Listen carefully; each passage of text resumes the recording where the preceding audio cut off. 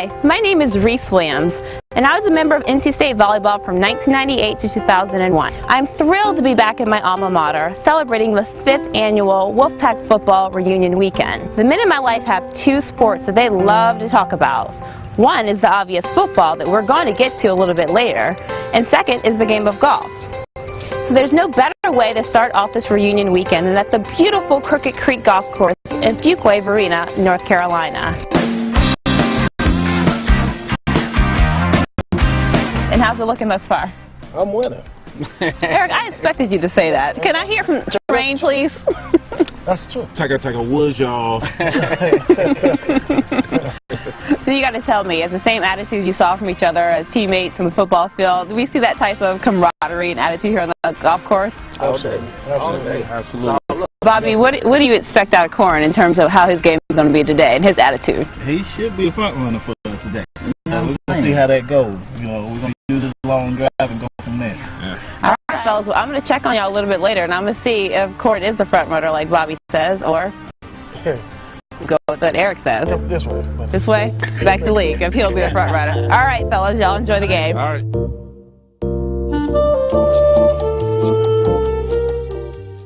I just spent the morning with your teammates here on the golf course. The guys had a chance to rekindle their friendships, to share some great stories, and to play a little bit of golf. And that's what Reunion Weekend is all about. The Cowboys training camp started today with 3 notable exceptions. Roy Williams, Marion Barber, and Leonard Davis, worth an estimated $17 million. The release of 3 offensive starters is a clear indication that owner Jerry Jones is unhappy with the 6-10 campaign of last season. The team plans to use the cap space to acquire key role players to help bolster their roster. Live from Dallas, Texas, I'm Rece Williams.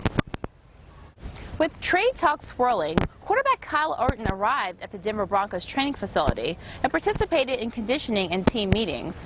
Also there was quarterback Tim Tebow, who is actually in his 2nd day of training camp, having arrived before the doors opened yesterday. Now the Broncos are trying actively to trade Orton. However, if they can't get the right deal, they're likely to keep him. This will set up a pretty fierce competition amongst Orton, Tebow, and quarterback Brady Quinn.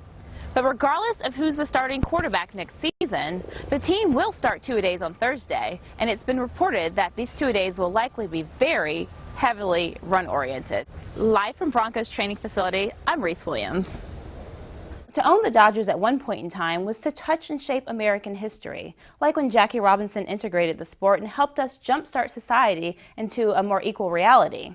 But now to own the Dodgers is to embroil the reputation of the club's finances in a nasty divorce suit, to alienate a fan base, and to run so far into debt that yesterday, Commissioner Bud Selig took the unprecedented step of taking control of the team away from embattled owner Frank McCourt.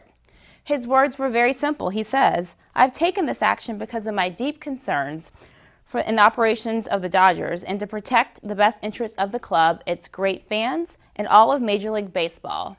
So basically the commissioner said, I don't care if you paid for it, you're doing a poor job running it, and you're ruining my brand, so I'm going to take it away from you. This story just brings up a whole host of sports movies in my mind. First there's Field of Dreams, second Bonfire of the Vanities, but the most intriguing unanswered question is a reminder of another movie, Slapshot. Who owns the Dodgers? Seriously, who owns the team? When GM Ned Colletti was asked last night who his boss was, he said succinctly, I don't know. I haven't talked to Major League Baseball, so I expect I'll hear something soon. Player Matt Kemp went on to say that this would not be a distraction for them. We're just going to go out there, continue to play baseball, and get as many wins as we can. So I guess the takeaway for all of us is nobody knows who's going to be running the team right this second. But we do know that the Dodgers are going to continue with business as usual, which I hope doesn't mean losing to the Angels like they did last night. Poor Dodgers.